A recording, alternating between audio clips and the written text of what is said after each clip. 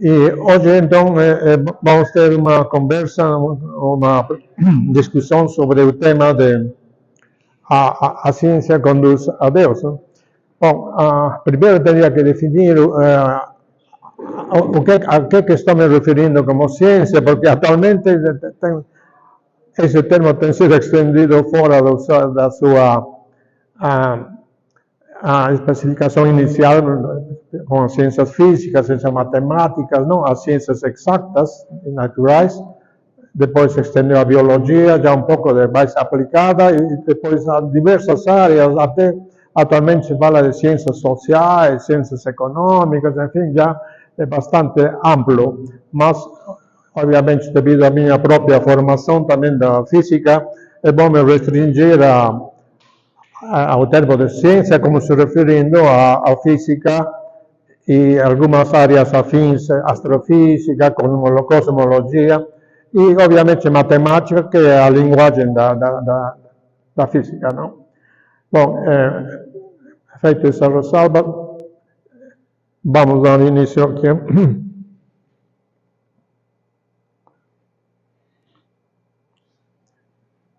Como introdução, eu coloquei essas frases aqui, que diz que a ciência aponta cada vez mais a princípios, características da física e da cosmologia, através do que nós vamos ver hoje, o que é chamado de ajuste fino das constantes físicas e das leis do universo, assim como do misterioso assunto relacionado com o início da vida da Terra, que nos falam da necessidade da existência de uma inteligência superior. Nós vamos estar sempre fazendo essa contraposição entre o que a própria evolução natural das coisas, que pode ser pelo acaso ou pela combinação natural dos eventos, o que se poderia dar lugar a esses assuntos que vamos mencionar de conhecimentos fundamentais da física, ou se realmente precisa, por outro lado, de uma inteligência superior para poder explicar esses assuntos. Bom, por causa disso, grandes cientistas se tornaram pessoas religiosas. Se pode ler sobre estatísticas recentes que se fizeram nos Estados Unidos, na Europa, a través de entrevistas a cientistas de diversas áreas, que aparentemente nos últimos 50, 80 anos, pareceria que um bom número de cientistas têm migrado, vamos dizer, da parte crença religiosa ao ateísmo, mas isso, segundo um livro muito recente que vamos referir agora, daqui a pouco, está mudando essa tendência que se observou nos últimos 80 anos para uma certa inversão, está aumentando o número de cientistas que estão voltando a uma crença religiosa, a fé, né? Porque não conseguem explicar os fenômenos que estudam por meios naturais ou pelo acaso. Só para mencionar, estava lendo que no ano 2004, que foram 100 anos da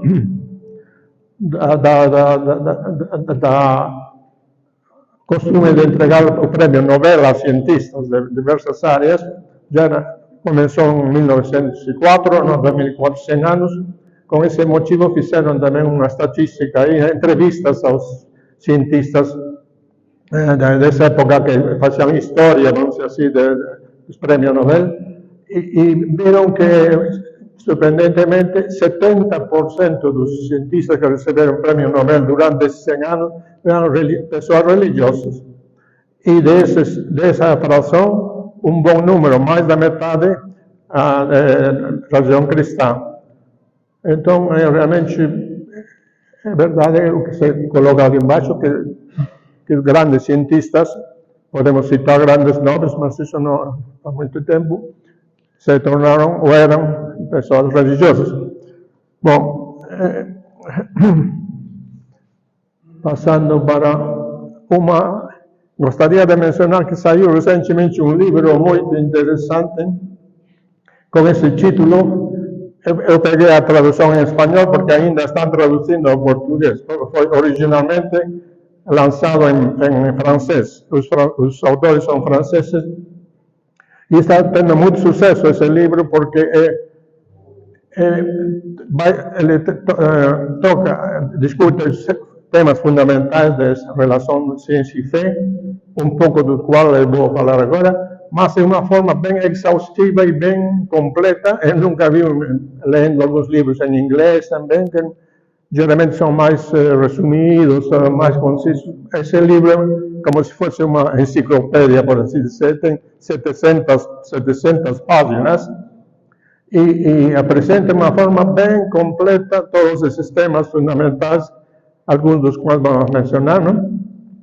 E até vai na área de biologia, que não é, peguei alguns assuntos da área de biologia só para mostrar, porque surpreendentemente é mais fascinante, é mais difícil de entender do que a física e a cosmologia em termos de origem do universo, por exemplo. Esse livro, então, recomendo muito. A conclusão fundamental desse livro, como subtítulo ali, né?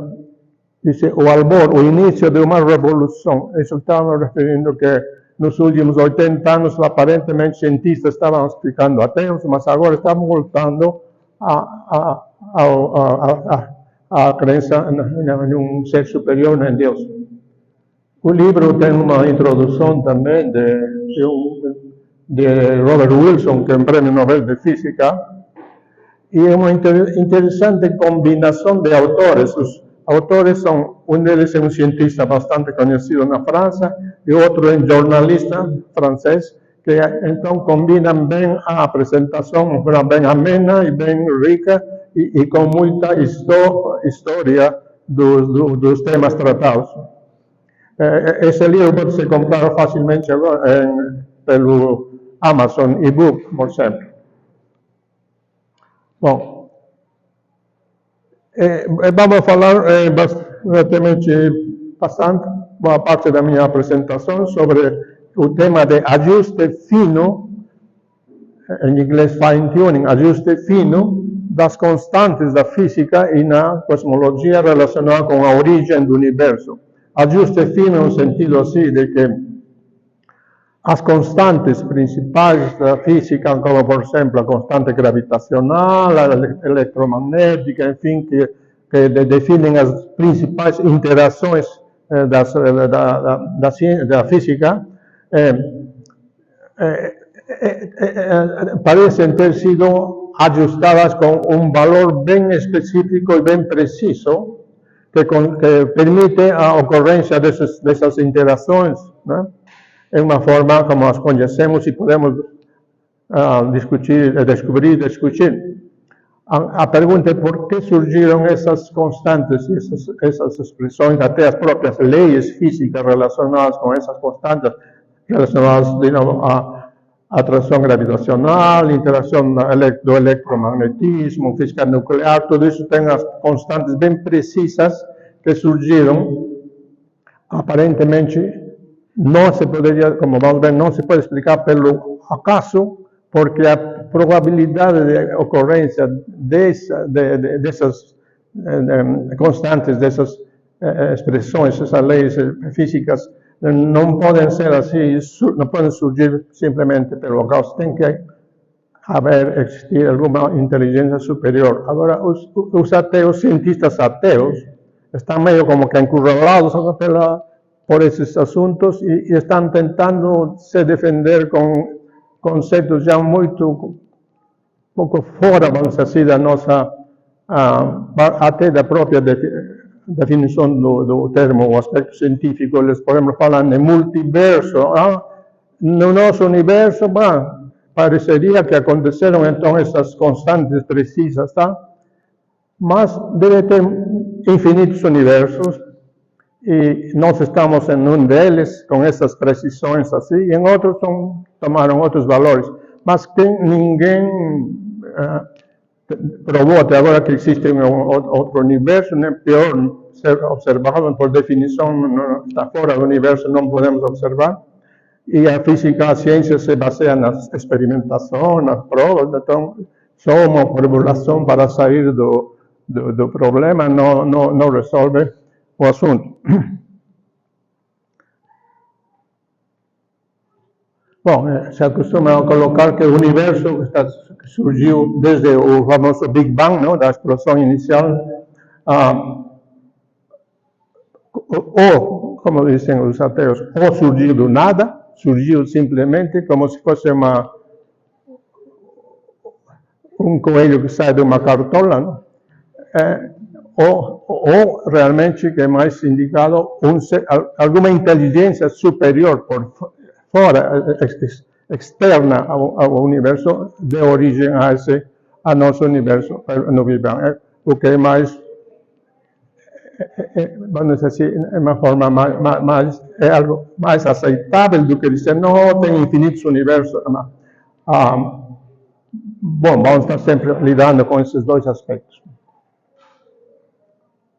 Ajuste fino, pelas próprias palavras indicam, é como se fosse, por exemplo, alguém que está querendo tocar um violino, não?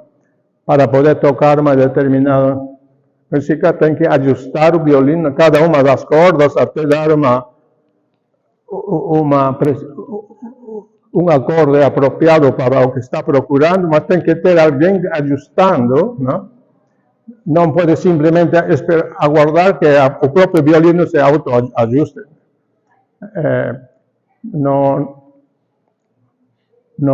Ninguém espera isso, não? Pela própria explicação só para dar um exemplo, antes de entrar no assunto, dos exemplos dos ajustes finos, não? Já um cientista no século, faz mais de 100 anos, falando sobre a importância do ajuste fino e o significado disso, não? Para explicar a existência do próprio universo com tantos mistérios que aparentemente não se, estão relacionados como eu falei, às constantes físicas, às leis físicas. Então, esse cientista falou, bom, vamos dar um exemplo assim, sobre a necessidade de uma inteligência que cria algo complexo, muito complexo, nem tão complexo como o universo, mas vamos pensar num relógio. Falou, o relógio. Alguém estava caminhando no deserto e encontrou o relógio ali no deserto, não? E começou a pensar, bom, esse relógio, como que apareceu aqui, não? Então, ele disse, bom, certamente alguém passou antes de mim por aqui e caiu o relógio, né? Certamente, essa é a explicação mais natural. Alguém deixou o relógio ali. E um amigo que era ateu disse, não, tem outra forma de explicar também. O relógio está composto por metais, elementos que nós conhecemos e que existem na nossa natureza, e esses elementos foram aparecendo por aqui, um pouquinho de ferro, por aqui um pouquinho de algum, se for eletrônico, algum transistor, enfim, se foram juntando e o vento trouxe tudo isso e juntou e apareceu o relógio. Então, essa explicação, não, quem que vai comprar de vocês? Simplesmente teve alguém que deixou, temos que pegar a explicação mais simples, a mais apropriada à nossa maneira de pensar e não inventar coisas estranhas. Já tinha cientista famoso também, que em relação a isso falava que de todas as explicações, né, nós devemos sempre procurar mais simples, antes de se envolver com coisas, explicações mais complicadas. Né? Bom, enfim. Como falei, não somente as constantes físicas, mas as próprias leis que governam o nosso universo também foram ajustadas a tal ponto de que funcionam dentro de um range de valores que são apropriados para o que está acontecendo, o fenômeno que está acontecendo.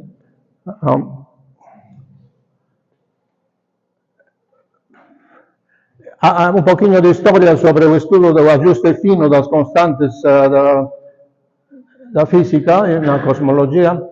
Tudo começou com, bom, os principais que são nomeados, começaram a pensar nisso já na década dos 40, 50, os Eddington, outro físico de Iraque, outro físico de Dick, da Universidade de Princeton, já foram apresentando trabalhos de que sobre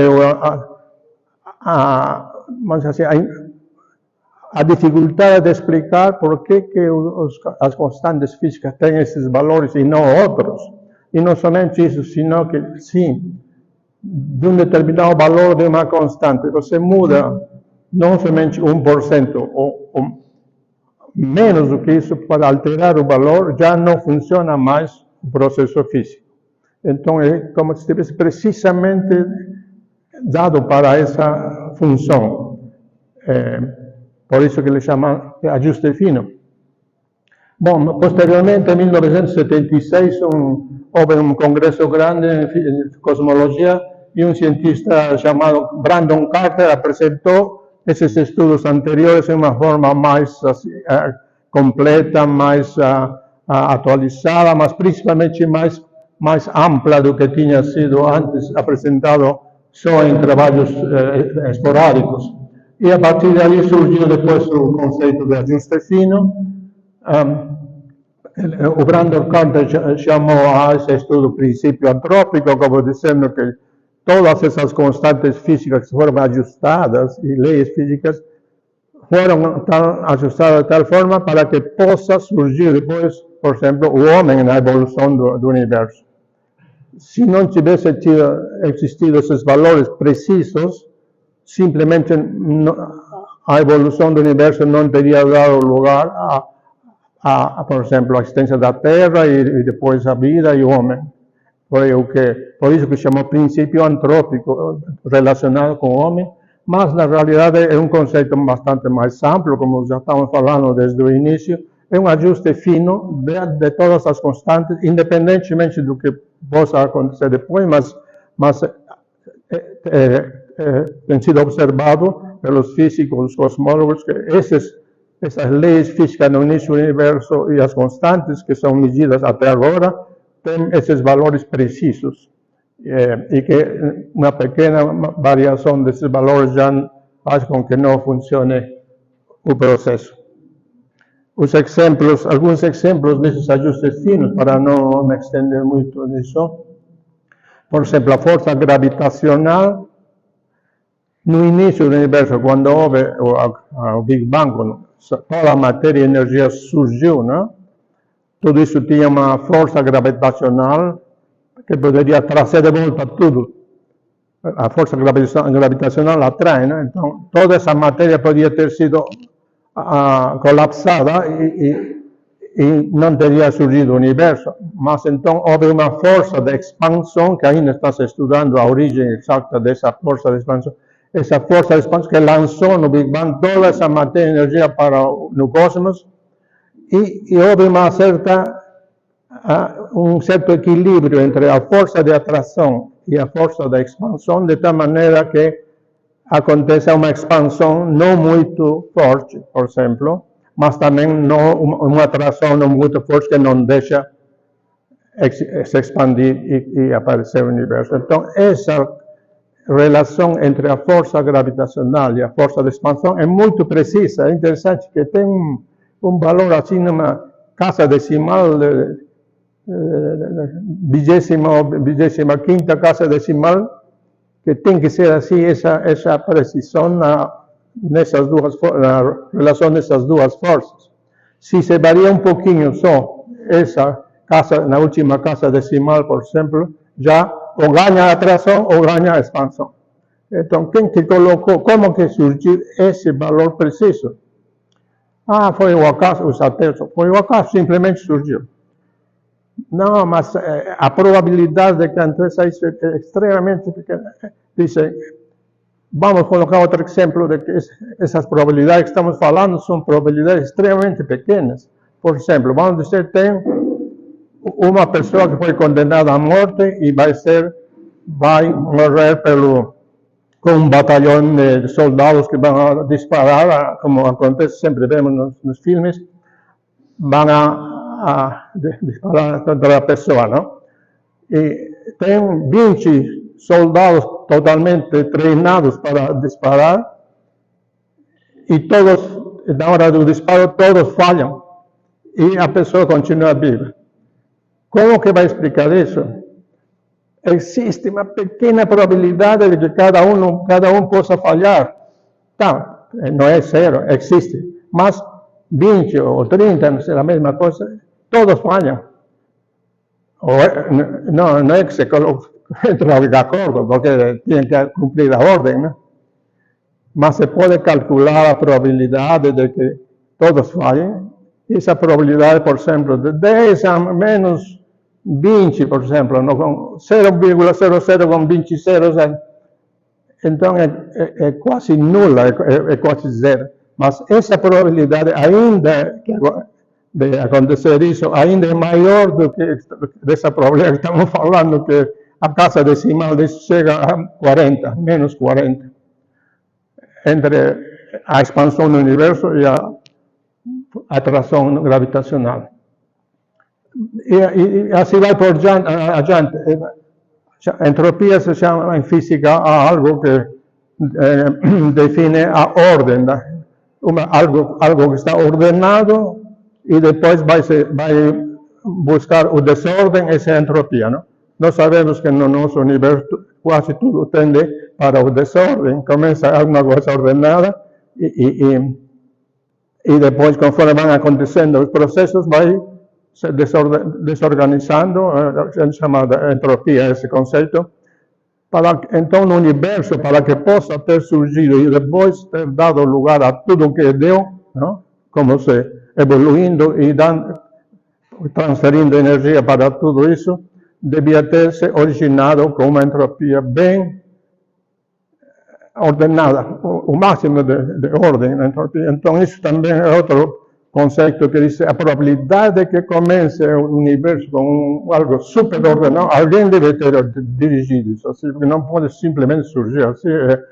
Todos os processos de grande escala, de grande importância e relação com o universo, alguns podiam ocorrer de uma forma, outros de outra forma, em termos energéticos, e não aparecer assim, dessa forma tão original. E tem gente como o Penrose, professor Penrose, inglês, que trabalhou com o professor Hawking, não? Aquele famoso professor Hawking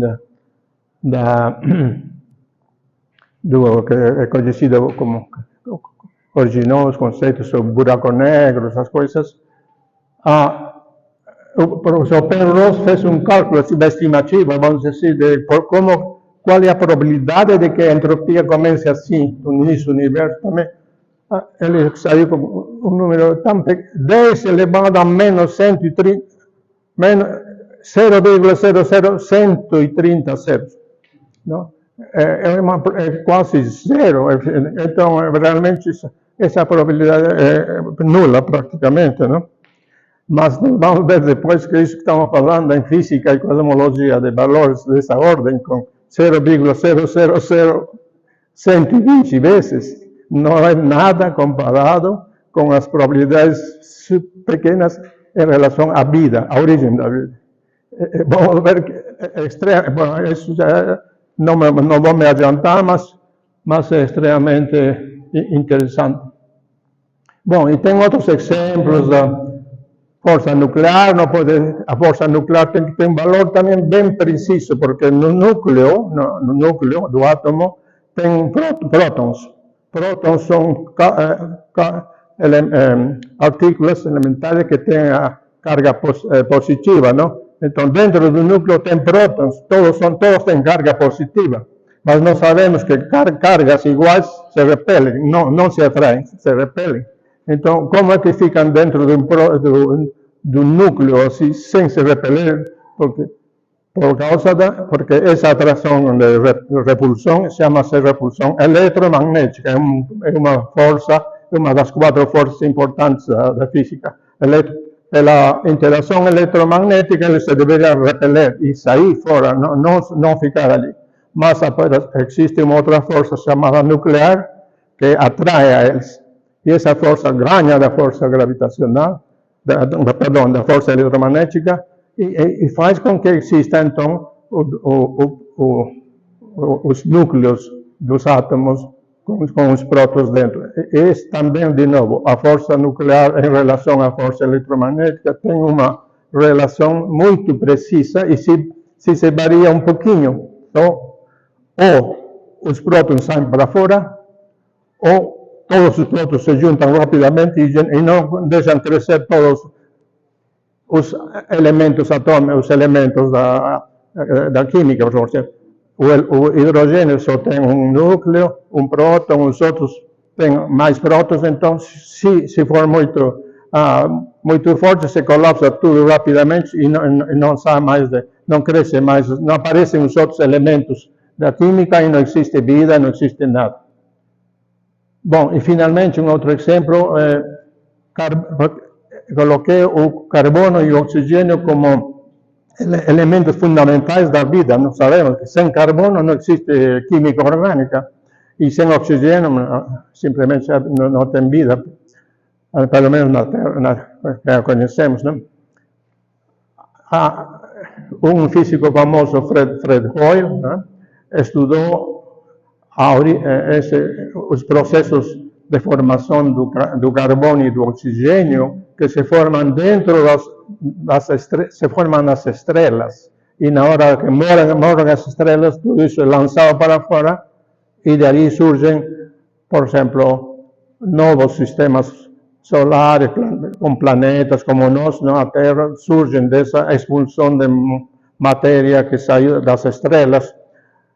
Mas dentro da estrela se formam a grandes temperaturas, como se fosse um forno ali, esses elementos, entre eles o carbono e o oxigênio, e Fred Hoyle demonstrou que a formação desses elementos é tão miraculosa, tão difícil de explicar, porque aconteceu de um jeito que ele não acreditava mesmo. Ele até falou, tem algum superintelecto que está brincando conosco aqui, porque ele era meio ateu também, depois se converteu.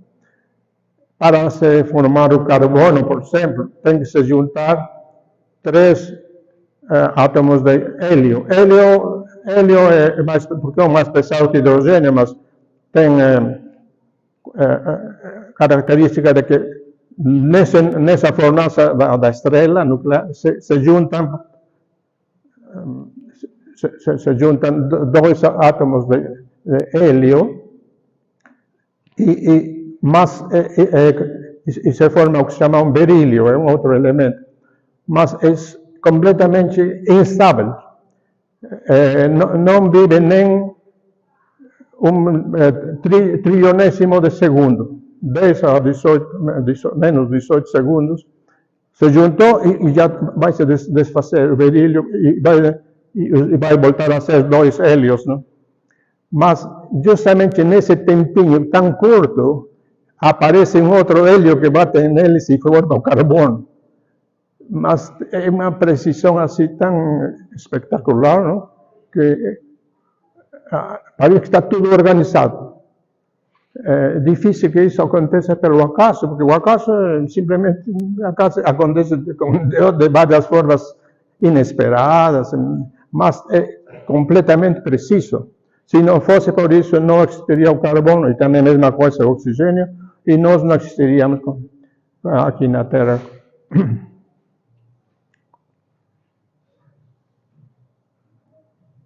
Bom, como já falei, essa precisão é difícil de explicar pelo acaso, e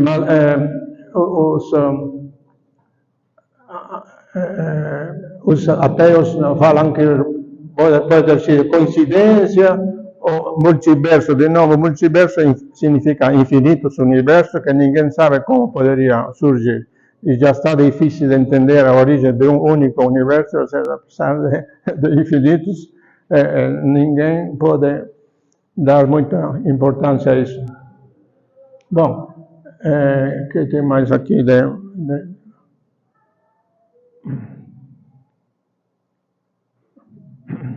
Bom, além dessas constantes físicas e leis que estou mencionando, que surgiram no início do universo para formar o universo com tudo o que a gente observa em astronomia, em astrofísica, para que exista vida na Terra, para que nós possamos existir, também tem que ter acontecido ajustes finos no próprio sistema solar.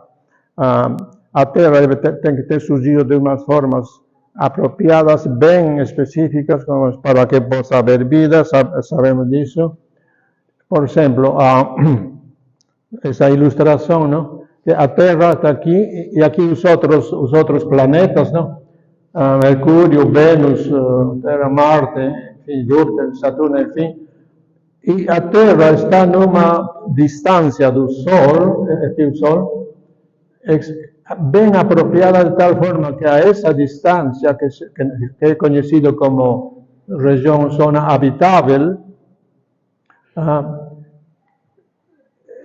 nessa distância podemos ter, por exemplo, água numa temperatura apropriada para que possa surgir a vida, para que nós possamos viver. Se estivesse um pouco mais próxima ao Sol, seria muito quente como Vênus, ou um pouco mais para longe, como Marte, muito frio. Então, esse é um parâmetro, por exemplo, a distância da Terra com o Sol, fundamental para que exista vida, e o Sol também, entre diferentes estrelas que possam ter surgido no sistema solar, o Sol tem as características apropriadas de brilho, emissão espectral, enfim, de tal forma que possa dar origem à vida na Terra. Outras estrelas com massas um pouco maiores ou um pouco menores não dariam essa característica. Então a Terra, para que possa existir da forma como nós conhecemos e também nós, tem que ter tido ajustes finos também bem interessantes. Por exemplo, a Terra surgiu com uma certa inclinação, não? Uma certa inclinação para que possa criar as diferentes estações. Como que apareceu por que a Terra apareceu com essa inclinação? Disse que um objeto bateu na Terra bem no começo, mas podia ter batido de diversas maneiras, mas deu justamente um ângulo de inclinação apropriado para que podamos ter as estações que facilitam o crescimento, enfim, das plantas, como nós conhecemos, das estações.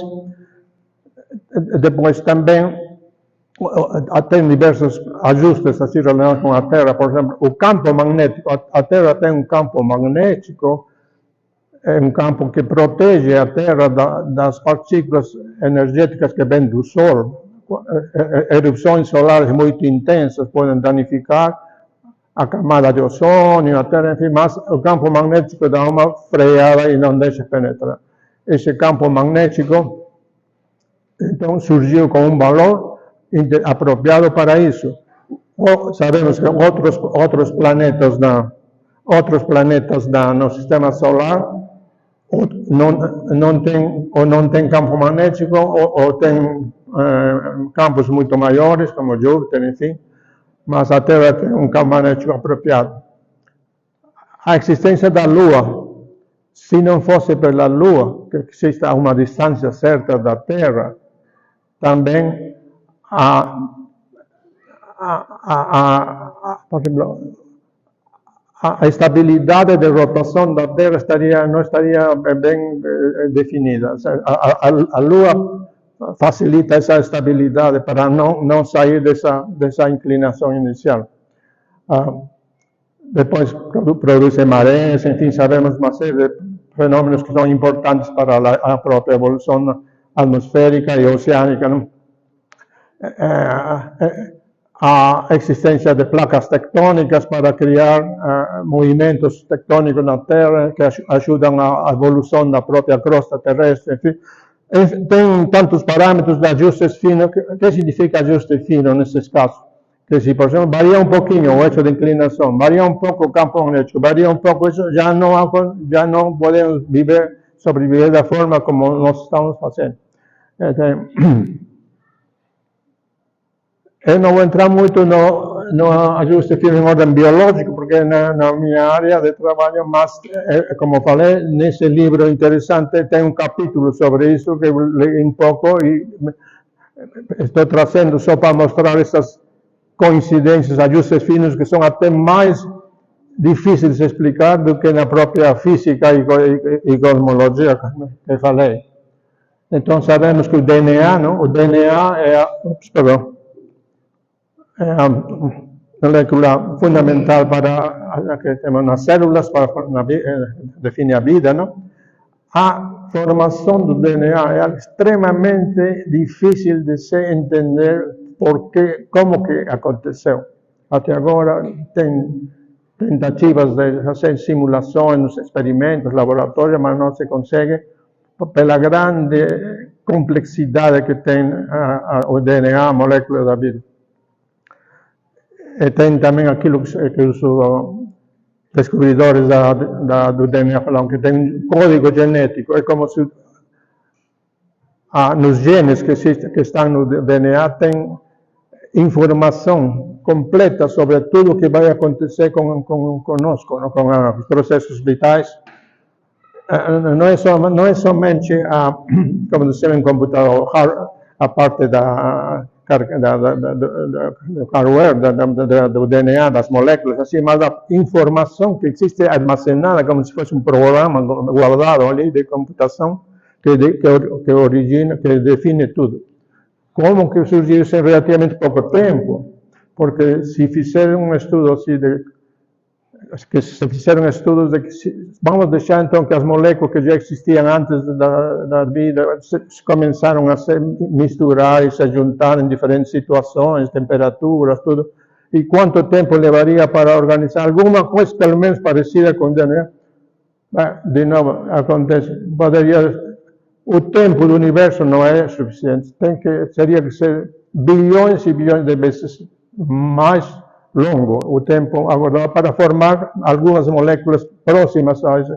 Então, aqui esse autor diz que vamos ler só essa última parte aqui que está no lado esquerdo, no lado aqui à direita.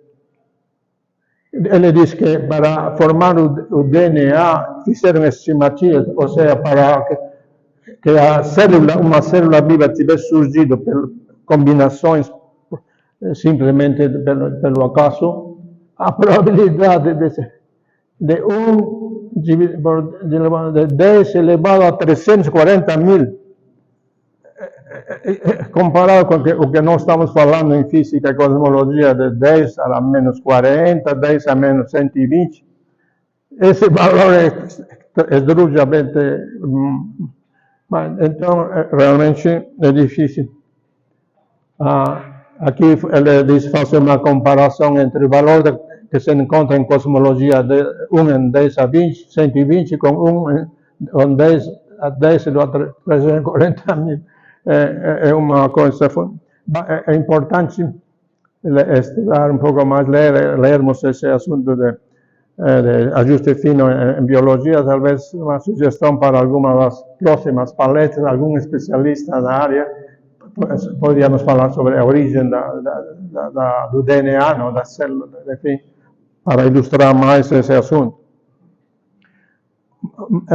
Vou agora falar um pouquinho sobre um tema, algo que está relacionado com o que estive mencionando antes, da probabilidade tão pequena de que os constantes físicas, as leis físicas tenham surgido da forma como surgiram, e que chamamos de ajuste fino, não? Das constantes, que tem que ter existido um ser inteligente externo ao universo que implantou, vamos dizer assim, no nosso universo essa ordem. Mas existe algo que relaciona com o próprio homem, que nós evoluímos com uma inteligência que nos de um nível de inteligência que nos permite entender essas coisas. Porque uma coisa que acontece na natureza, todos esses fenômenos extremamente complexos, importantes, mas outra coisa é poder entender e ainda usar uma linguagem apropriada que é a matemática, para representar essas leis em forma de equações. O nosso intelecto consegue fazer isso, e tem grandes cientistas que quebraram a cabeça com isso, por uma coisa, são coisas independentes. Uma coisa é que a natureza funciona dessa forma, e outra coisa é que o homem capte e represente e explique isso. Como que você pode relacionar essas duas coisas?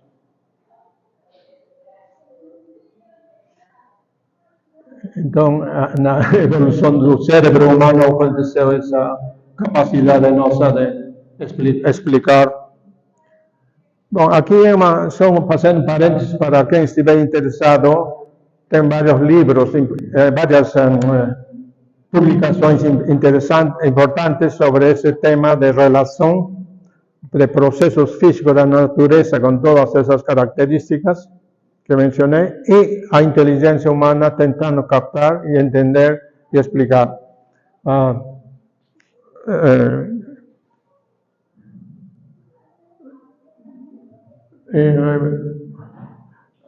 Só para aqui, o segundo físico aqui, Mariano Ortigas, é físico e sacerdote, que escreveu um livro, A Mente do Universo, justamente para relacionar isso que estava mencionando, como a natureza funciona e como se tivesse uma mente que está conectada com a nossa.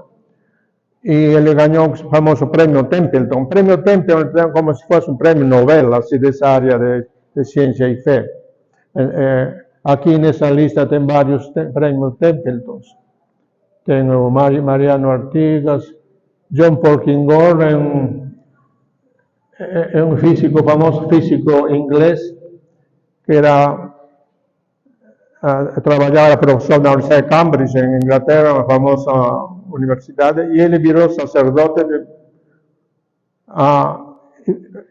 pela convicção desses fundamentos da física em relação à fé.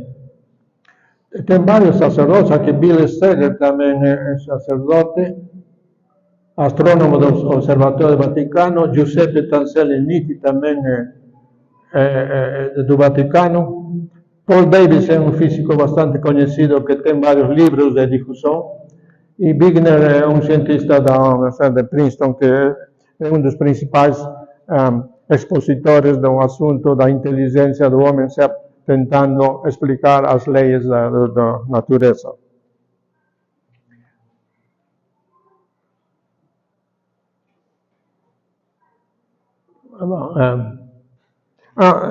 Bom, aqui já mencionei um pouco essa parte. O próprio Einstein, quando pensava nestes assuntos, ele chegou a dizer essa famosa frase aqui: o mais incompreensível sobre o funcionamento da natureza é que ela é compreensível. Porque a inteligência do homem consegue entender, mas ninguém sabe por quê, parece um mistério. Depois vamos dar uma conclusão sobre esse assunto. Bom, está aqui embaixo. A nossa fé nos ensina que tanto o intelecto humano como a natureza ordenada foram criados pelo mesmo Criador. Então, o mesmo Criador, aceitamos, por isso que permitiu que a nossa inteligência consiga captar os processos na natureza. As conclusões, eu tinha mais conclusões, apareceu só a última. A nossa fé nos ensina, bom, isso já falei. Aqui. Então, o universo como intelecto humano foram criados por Deus, então a sua imagem e semelhança, portanto, o intelecto pode conhecer o universo. Para conhecermos a Deus, temos os dois livros, que Ele nos deu, a Bíblia, a Palavra Revelada, a Revelação, e o livro da natureza que estudamos. Santo Agostinho já falava desse assunto. E, bom, essa aqui de novo. Agora, a grande pergunta, qual é o propósito de tudo isso? Vamos deixar aberto, porque isso para a meditação de cada um. O ajuste fino do universo com um propósito final. Então, como conclusão, podemos dizer que a ciência nos leva a Deus.